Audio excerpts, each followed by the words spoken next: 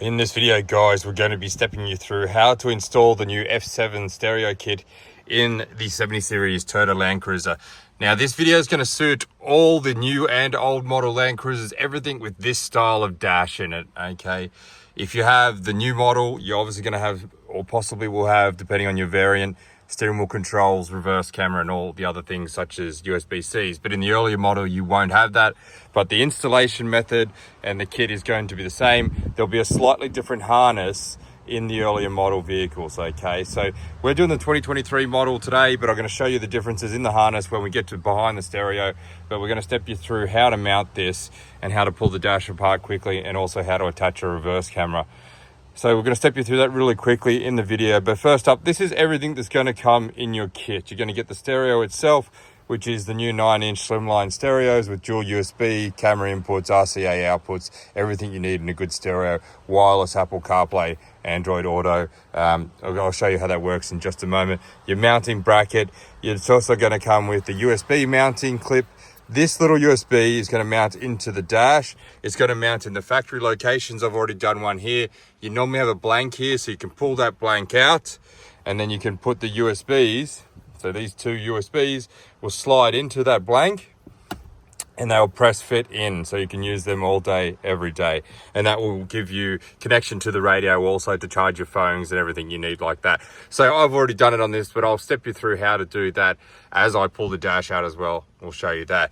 Just for your information, on the 2023 onwards models, the USB-Cs, they remain. They're just power connectors. They're actually not connected to the radio. They're just chargers. So this is really good for you guys, because you'll get USB-C and you'll get USB-A as well. Earlier models of the 70 series, they didn't have any of that anyway. So, but you still do have the blank that you can use.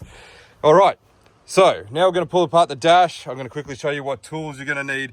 You're really only going to need a few things. 10mm socket, Phillips head screwdriver, non-marring pry bar, possibly some tape. I use cloth tape on my installations just to keep things not looking nice and neat. If you don't have these tools, we sell this toolkit available on our website. It's very affordable at AutoChimp.com.au, and I use a drill because sometimes I like to use the drill screwdriver. It's a little bit quicker for me. But we're going to go ahead now and pull the dash out. So the first step is you're going to pull the fascia off.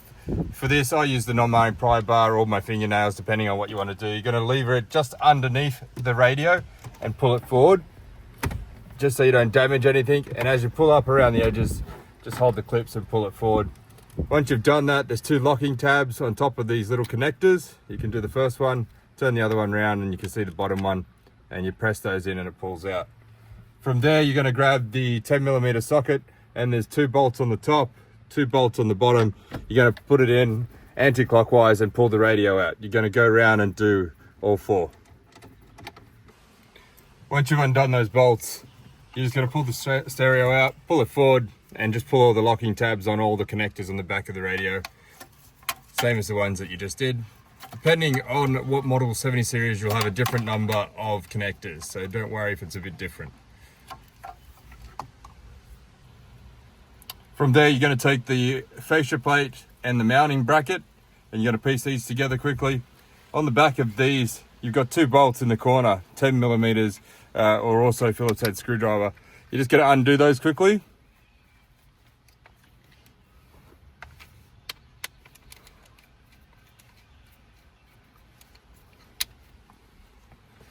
Then you're going to take your mounting bracket and slide it in the back, and you can locate it directly onto the bottom, and also where you just undone those screws, and you can put the screws back in, and it should look on the front something like that.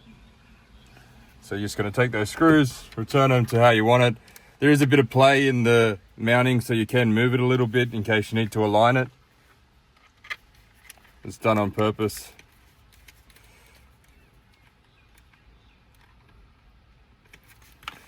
Be sure not to tighten these too much, because they can be over threaded because it's going into plastic. So just be aware of that. That's just how the factory built them. But that's the front of the stereo. From there, you're going to grab the F7 unit. You're going to put the USBs through the front, just like I've done there. And you're going to push the unit in. You're just going to line it up so it's nice and flush, and you can push it in so that it clips in nice and tightly on both sides. And you should be able to see all the lines will line up correctly. And that will be your unit mounted. Sits nice and neat, completely flush mounted. You can still see all your clock or your hazard switch, nothing's changed. 9-inch screen, nice and flat. And this is your USB cables. Now what you would do with those USB cables, when we put this into the dash, we're going to put the wiring in. We're going to do the wiring connectors, and then you would route the USBs down into this location into the dash. As you route it into that location, you can take the USBs and you press them into the back of the adapter. So you'll have to route the USBs through the dash first because it's got to be through and in, and then you just press them in. Now they're press fit, so they're very tight.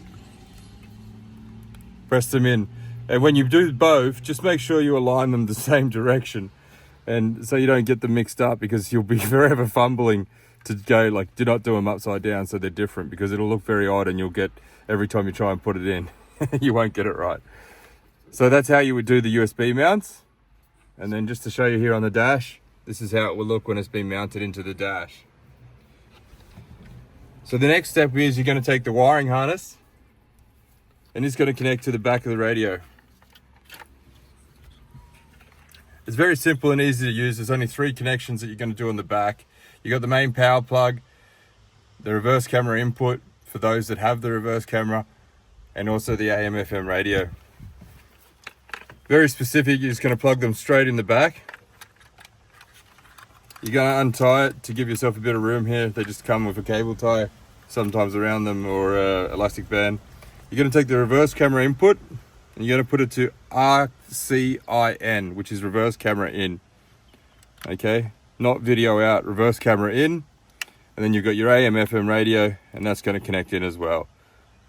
So it's very simple, guys. And then when you connect it to the stereo into the dash, as you put it back in, you're just going to take your main power connectors. Everything's going to line up. You can't get it wrong. It can actually only go in one position. We've already pre-wired this for you. It's all completely plug and play. It will retain steering wheel controls if you have the steering wheel controls.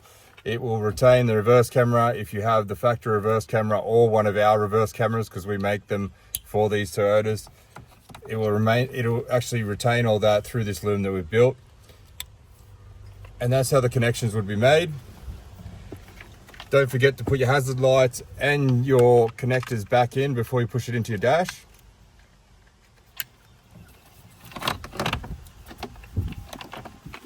And then you can just clip it all in.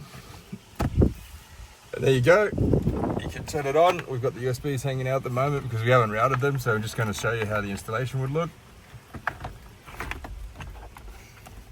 Just be careful not to press on the screen as you're pressing it in.